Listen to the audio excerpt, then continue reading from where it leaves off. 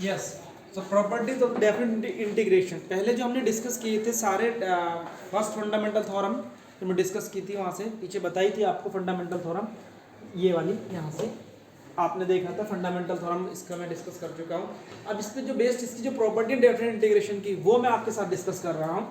यहाँ पे कुछ प्रॉपर्टीज हैं, देखिए पहली property a to b f x d x equals to a to b f t d T.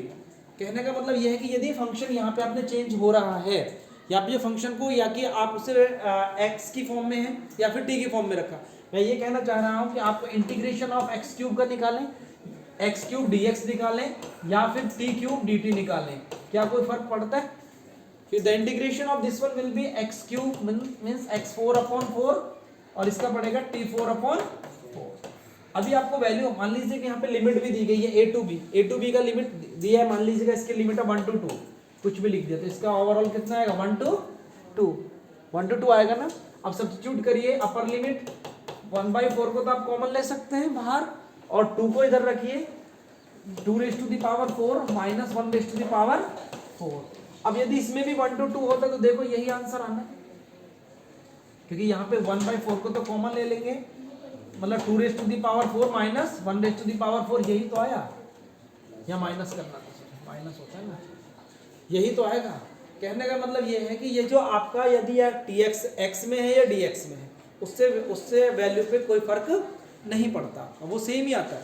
आपका जो यहाँ पे लिखा है dx में है, यदि ये पूरा dx में हो या फिर ये dt में, मतलब सारा चेंज होना चाहिए, ऐसे नहीं है x में है और यहाँ dt लिखा, dx है तो x है तो dx, फंक्शन एक में एक वेरिएबल में होना चाहिए, x में dx, t में है तो t में होना चाहिए। तो इस पे बेस्ड क्वेश्चन, सिंपल क्वेश्चन करने हैं आपको, कोई ज्यादा क्वेश्चन नहीं करने। मेरा कहने का मतलब ये है कि आप यदि क्वेश्चन करना चाह रहे हैं कि मान लीजिएगा आपको कोई लिमिट दी है 1 to -1 दिया है, चलिए, और यहाँ पे क्वेश्चन लिखा है x3 dx और इधर भी मैंने क्वेश्चन लिख दिया 1 से -1 और हमने लिख दिया u3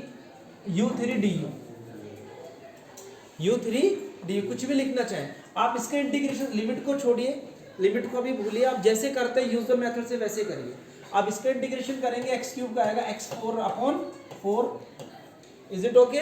और यहाँ पे लिमिट रखेंगे 1 to -1, ये जो 4 है इसको हम बाहर भी ले सकते हैं, कैसे 1/4 x4 1 to -1। अब इसको कैसे करेंगे, 1/4 को लिखते जाइए ऐसे ही। अब x की जगह upper limit minus lower limit होता है ना, upper limit minus lower limit होता है बच्चा, तो 1/4, अब इसका -1/4 1 ही आना है और इसका कितना आना है 1 ही, तो कितना आंसर आया इसका 0, ठीक है। अब यहाँ पे ये x का u में कन्वर्ट किया, लिमिट भी सेम है, मैं ये बताना चाह रहा हूँ लिमिट दोनों सेम है, प्रॉपर्टी क्या थी वहाँ a to b थी ना, तो ये दोनों सेम है। अब इसको देखते हैं इसमें क्या करेंगे, u4/4 लिमिट 1 to -1 4 को तो कॉमन ले सकते हैं और ये कितना बचा u⁴, उसकी जगह सब्स्टिट्यूट करेंगे upper limit minus lower limit. जब इसको सॉर्ट आउट करेंगे तो ये कैसे आएगा बच्चा मेरे, ये 1 -1, answer will be. So first property satisfied, तो I think this first property is clear. मतलब आपको करना वही है, आपको डेफिनेट आना है यहाँ पे वैल्यू। अब आप देख रखे कि वैल्यू आपने उसको बाउंड किया हुआ है फंक्शन को, -1 to 1, ये जो भी लिमिट है whatever it may the limit given to you, उस लिमिट के अंदर आपको दायरे में रहते हुए काम करना है आपको। तो उसका आंसर भी जब आपको बाउंड कर दिया कि आपको भाई यहाँ से वहाँ तक जाना है, तो आप वहीं तक तो चलोगे ना भाई, आपको बोला है कि यहाँ से यहाँ तक जाइए आप, तो आपकी तो वैल्यू पता चल गई ना हमें कि अब आप यहीं पे बाउंड है, आपका आंसर इसी के इर्द गिर्द घूमेगा ना, आपका यहीं पे आपका आंसर मिलेगा हमें। तो I think it is clear to one and all. चलिए प्रॉपर्टी नंबर 2, इस पे बेस्ड क्वेश्चन तो करेंगे ही करेंगे, अभी बहुत सारे थोड़ा प्रॉपर्टीज आपको बतानी थी, ठीक है नहीं। अभी ये कहना चाहता है कि a to b f(x) dx equals to क्या होता है कि यदि हम इसकी लिमिट को चेंज कर दें, a to b b to a कर दें, हमने क्या किया a to b को क्या किया b to a किया, उल्टा किया है, तो क्या आएगा आंसर वही आएगा आंसर, बस चेंज कहाँ आएगा माइनस का आ जाएगा। Are you getting to me? मैं ये कहना चाह रहा हूँ यदि आपने लिमिट लोअर लिमिट को अपर लिमिट को लोअर लिमिट किया तो साइन चेंज हो जाएगा, प्लस है तो माइनस, माइनस है तो प्लस हो जाएगा। यहाँ पे पहले प्लस था ना इसका साइन, तो देखो क्वेश्चन एज इट इज रहा, ये जैसा था वैसा ही रहा है, जैसा था वैसा ही रहा है, fx है fx ही रहा है, बट साइन क्या है यहाँ पे -1। अब आप इस तरह देखिए, अगली प्रॉपर्टी दीजिए, ये प्रॉपर्टी बड़ी इंपॉर्टेंट है, इसमें बेसिक क्वेश्चन आपको मिलेगा। वो कहता है कि 0 to a f x dx equals to क्या होता है, 0 to a f of a minus x dx। इस बेस हम क्वेश्चन करेंगे।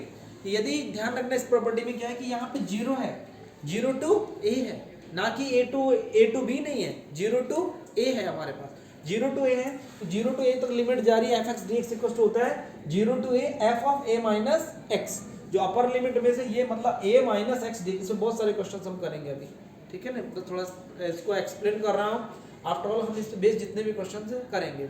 Next question number 4, property number 4, a to b f, इसमें देखिए a to b है, a to b f x dx equals to होता है, ये भी प्रॉपर्टी, इसमें भी एक क्वेश्चन है हमारे यहाँ पे, a plus b minus x. हम दोनों मतलब इसका आंसर या ऐसे निकालो या ऐसे निकालो, ऐसा हम क्यों कर रहे हैं, ऐसा हम इसलिए कर रहे हैं क्योंकि जब हम क्वेश्चन को सॉर्ट आउट करेंगे, यदि प्रॉपर्टी लगा के करते जाएंगे तो क्वेश्चन बहुत इजीली सॉल्व हो जाएगा।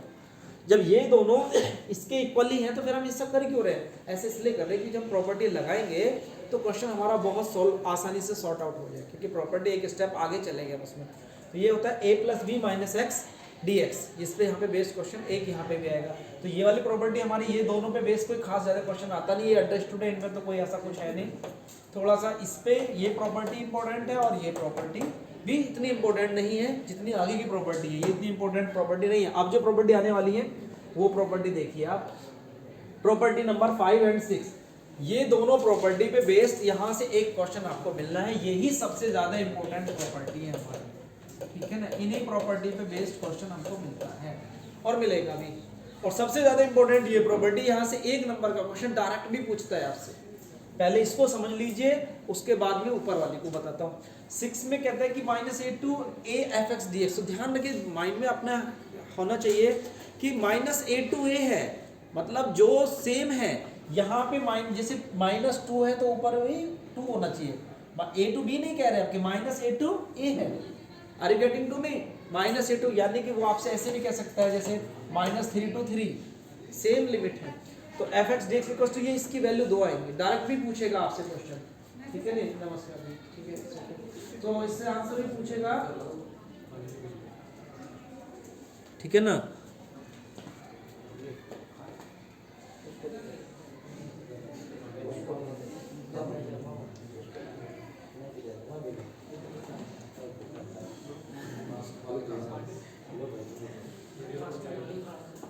चलिए a to b F x d x यहाँ से आया हमारे, हाँ इसमें चल रहे थे। इसमें क्या कहता है कि 2, ये प्रॉपर्टी बन जाती है 2 0 to F x d x या 0, इसके 2 आंसर आते हैं। डायरेक्ट आंसर ये आएगा, एक ये आएगा, हमें पता नहीं चला कौन सा कब आएगा। ये डिपेंड करता है कि फंक्शन हमारा इवन है या ओड है। इवन ओड का फंक्शन वैसे मैं आपको सिखा चुका हूँ पहले एक चैप्टर में पहले कि कोई फंक्शन इवन है या ओड है उसका पता कैसे चलता है, तो उसका पता फिर भी मैंने यहाँ लिखा है, यदि फंक्शन इवन है तो इसकी वैल्यू आनी है 2 0 to a F x d x, और यदि ऑड है तो इसका आंसर सीधा 0 आना। अब इवन ओड का लफड़ा क्या है? इवन ओड का लफड़ा ये है, कुछ भी नहीं है, मान लीजिएगा आपके पास लिखा एफ एक्स है साइन एक्स,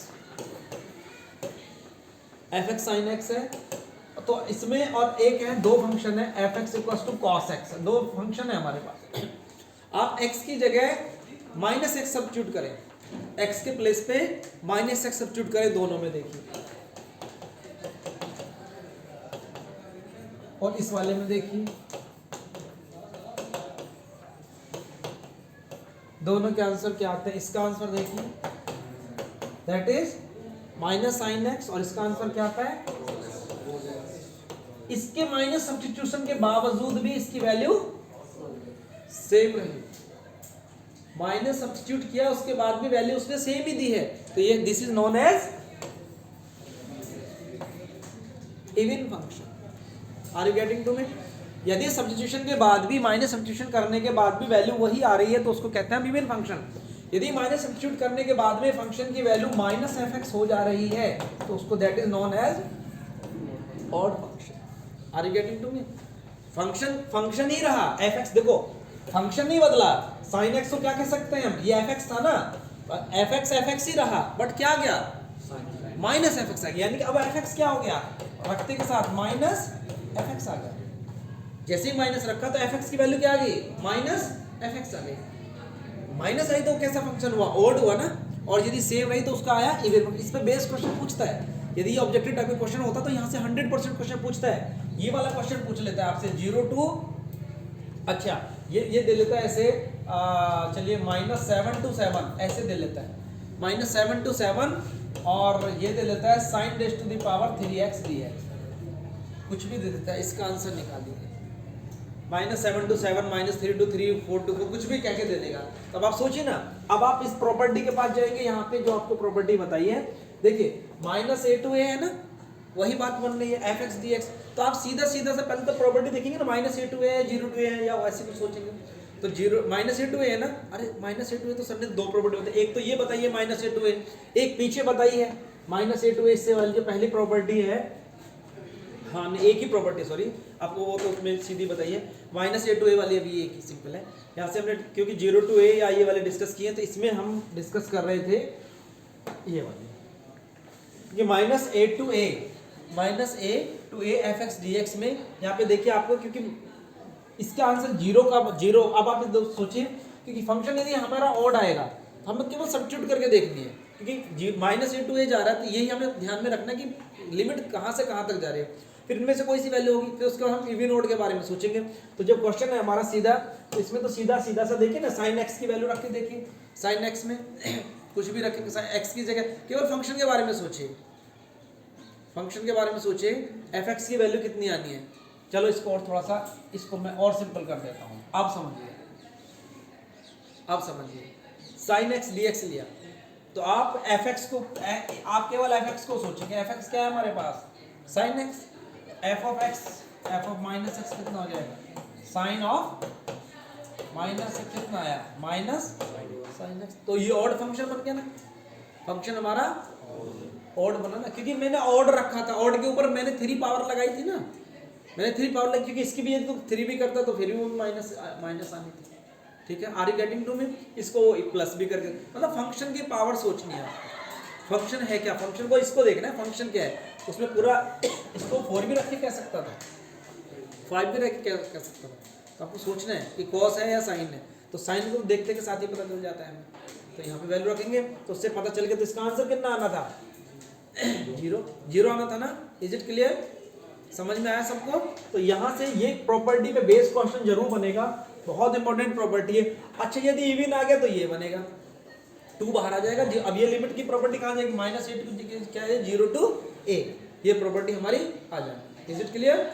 चलिए तो नेक्स्ट, अब ये प्रॉपर्टी को तो इसको बहुत ज्यादा हम वर्क भी करेंगे, इस पे कुछ क्वेश्चंस हैं 1 नंबर के लिए, तो बहुत ही फेवरेट प्रॉपर्टी है। हाँ, जो भी कॉम्पिटिटिव एग्जाम देंगे वहां पे यहाँ से क्वेश्चन जरूर बनता है ये, क्योंकि 1 नंबर वाला क्वेश्चन तो यहाँ से बनना ही बनना है। एक और है क्वेश्चन, बाकी जो ये जो 2 प्रॉपर्टी बची है इनका कोई ज्यादा रोल नहीं है, ये कोई इतनी ज्यादा क्वेश्चन नहीं पूछे जाते, सबसे ज्यादा ये प्रॉपर्टी बेस्ड क्वेश्चन आएगा। एक प्रॉपर्टी और है 0 to 2a, इसमें 2a है ऑलरेडी, इसमें 2a को हम, ये भी वही खेल है कि इसमें 2a को यहाँ बाहर निकाला, एक आया 0, तो इसमें कैसे करते हैं। अब ये fx और माइनस fx का केस समझ के आगे होगा कि fx क्या है और fx माइनस, जैसे ओड के में वैल्यू आता था, इसमें निकालते कैसे, आप fx की जगह पहले fx की जगह 2a माइनस x, यहाँ पे क्या आंसर देगा आपको 2 पाई, ऐसे कुछ वैल्यू रख के देगा, 0 to 2 पाई, ऐसे 0 to 2 पाई या 2 पाई के मल्टीपल में किसी भी फॉर्म में देगा। तो आप रख के देखेंगे वो लिमिट, अपर लिमिट f की जगह अपर लिमिट माइनस x, वो रख के यदि सेम फंक्शन आ जा रहा है पहले वाला, यदि वो फंक्शन पहले वाला बन जा रहा है तो ये आंसर आएगा। और यदि माइनस आ जा रहा है तो 2 क्वेश्चन को थोड़ा दिमाग में ध्यान से रखना, -a to a और 0 to 2a, -a to a और 0 to 2a, 2 प्रॉपर्टी को ज्यादा दिमाग में रखना, बाकी प्रॉपर्टी हो वो अपने आप हो जाएगी, बाकी कोई जरूरत नहीं है। फर्स्ट प्रॉपर्टी, ये दोनों प्रॉपर्टी सिमिलर है एक दूसरे के, यहाँ पे -a to a में इवन ऑड का केस है और दूसरी वाली में किसका है, दूसरी वाली में आपको f of 2a minus x वाला सब्स्टिट्यूट करेंगे, तब पता चलेगा कि हमारा आना क्या है। तो ये दोनों प्रॉपर्टी बेस्ड कल हम क्वेश्चन भी करने वाले हैं, थोड़ा सा और क्लियर हो जाएगा। ये 2 प्रॉपर्टी समझ लीजिए, इसमें तो कुछ भी नहीं है। a to b है, उसको केवल हमने 3 पार्ट में तोड़ा है। a to b में मेरी डिस्टेंस, मैं यहाँ से यहाँ तक जा रहा हूँ, मैं यहाँ से यहाँ तक ब्लैक बोर्ड तक पहुँचा, तो इसको मैंने 2 पार्ट में ब्रेक कर लिया। पहले मैं यहाँ से यहाँ जाऊँ और फिर यहाँ से यहाँ चला जाऊँ। तो मैंने क्या किया, a to c और c to b। तो c कहाँ से आया, बीच में, c दोनों के बीच में, इससे तो निकाला मैंने, मैं पहले भाई मुझे यहाँ से वहाँ तक जाना है तो मैं डायरेक्ट वहाँ पहुँच जाऊँ, या फिर ऐसे कि पहले मैं इधर पे पहुँचूँ थोड़ा देर के लिए, यहाँ पे स्टे करूँ, फिर थोड़ा सा आगे चला जाऊँ। यहाँ थोड़ा सा स्टे किया, मैं इस बंदे से मिला तो मैंने बात की, उसके बाद में यानी क्या मिला मुझे, पहले मैं ए टू सी गया, फिर सी टू बी गया, तो सी की वैल्यू कहाँ है, ए और बी के बीच में ही तो है, सी कहाँ बैठा है, C is between A and B. अब इसमें 0 to 2 है, देखो ये वाली प्रॉपर्टी है, ऊपर वाली गएगी यहाँ पे, इस प्रॉपर्टी का यूज बहुत बहुत कम करेंगे, इसमें कोई खास जरूरत नहीं है अभी, ठीक है नहीं। तो अभी फिलहाल आप दो ही प्रॉपर्टी पे फोकस करिए, ये दोनों प्रॉपर्टी पे बेस्ड क्वेश्चन हम कल यहाँ से सॉर्ट आउट करेंगे। तो आई थिंक ये सारी प्रॉपर्टीज आप लोग दोनों देखो, फर्स्ट प्रॉपर्टी सिंपल है, इस प्रॉपर्टी का भी कोई खास बड़ा रोल नहीं है कि प्रॉपर्टी ये है 0 to a वाली, 0 to a और 0 to 2a, क्योंकि ये प्रॉपर्टी थर्ड प्रॉपर्टी हम कहीं कहीं पे जो थर्ड प्रॉपर्टी इसको यहाँ पे बनाना पड़ेगा 0 to a और 0 to 2a, क्योंकि हमें कई बार उसमें 2 की मल्टीप्लाई करनी पड़ेगी, 2 की डिवाइड करनी पड़ेगी। जैसे यहाँ पे हम 1/2 करेंगे, इसमें बताऊंगा थोड़ा सा, यहाँ पे आएगी, यहाँ पे बनाना पड़ेगा, क्योंकि यहाँ पे 2 बनाना पड़ेगा और 1/2 करना पड़ेगा, वो आएगा क्वेश्चन। तो ये दो प्रॉपर्टीज हैं, आप इन दोनों पे बेस्ड क्वेश्चन हम कल डिस्कस करेंगे। तो I think it is clear to all of you, थोड़ा सा पढ़ के आइए। Thank you very much.